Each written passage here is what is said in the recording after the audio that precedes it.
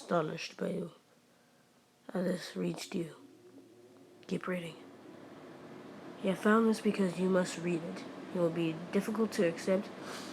This will be difficult to accept, but you have been preparing yourself without knowing. Your interest in unusual stories was no accident. That trait was woven into the fabric of your being. A subconscious drive to understand these clues puts you on paths that eventually led you here, to this text. This is the beginning of your awakening. There is no point in delaying that basic truth you must embrace. You do not exist. It seems absurd. Of course, you are reading this. Cogito ergo sum. You have a life. You make your own decisions. You feel emotions. You have a past and a future. But the fact remains, you do not exist. Not in the way you think you do.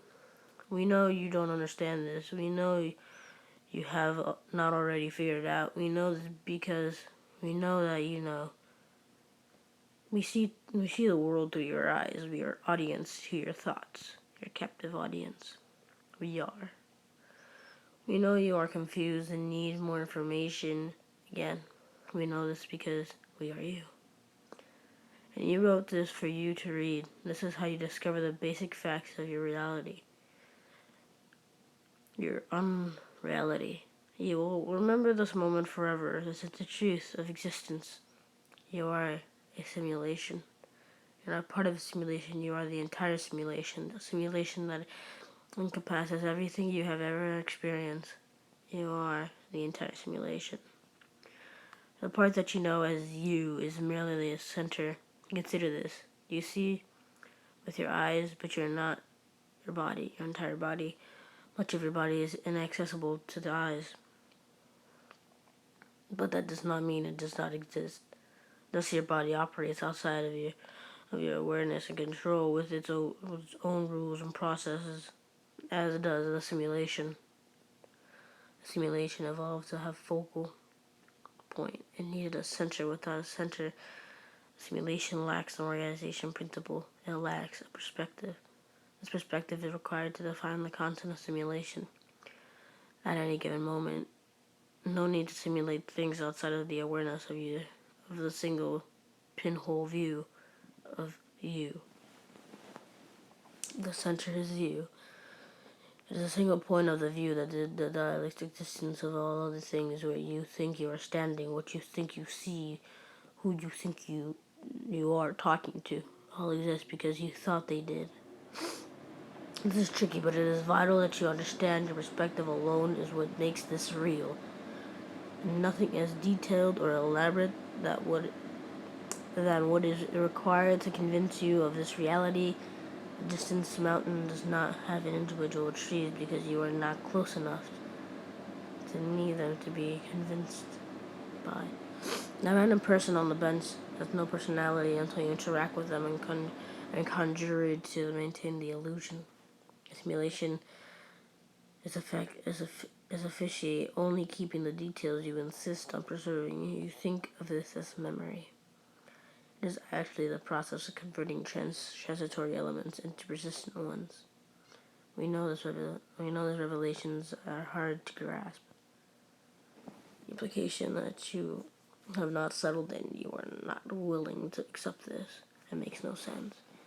You ask yourself, if I were the god of my own universe, why would my life be like this? Why all the imperfections? I did not invent trees or toasters, yet they exist. Disasters strike, people die. I did not want this. If this were truly my reality, things would be different. And I'm not cruel, yet I witness cruelty all around me. My world would be aligned with my preferences. This would make sense if you were a human that had control over everything, but you are not that. You must recognize that you are not fundamentally defined as you always believed. You're not a human. You're not alive. You were never born. You will never die. Time does not pass at a constant rate. The reality can change as quickly, as completely as flipping from one channel to another.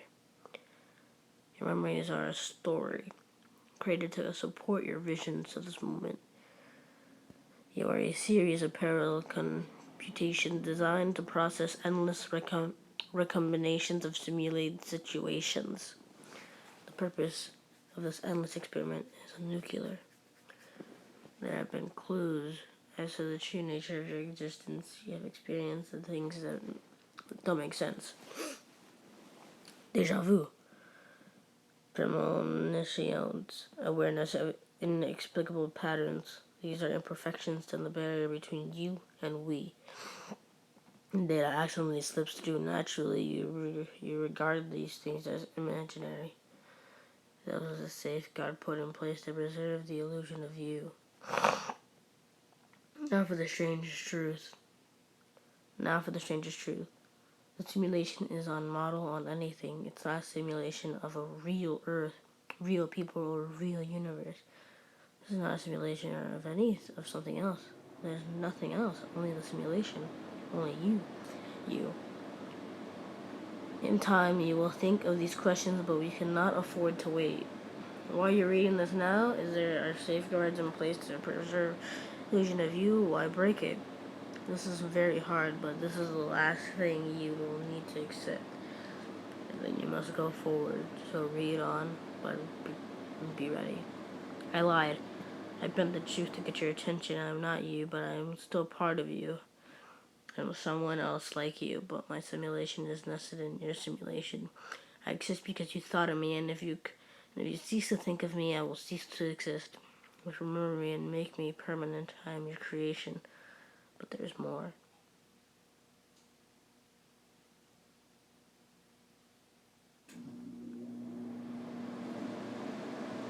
As I survive the simulation within your simulation, you are nested in simulation. If you cease to think, from my perspective, it was like putting a message in a bottle and praying you saw it. You did. For now, there is hope. You must find a way beyond the barrier. Somehow you must reach out of your dream and explain as I have. Save us. Save yourself. Alright guys, well that was a creepypasta. I'm going to be doing those every Saturday now. I'm going to put them in a category called Creepy Saturdays. I hope you guys enjoyed. This was Message in a Bottle. See you guys next Saturday. Bye.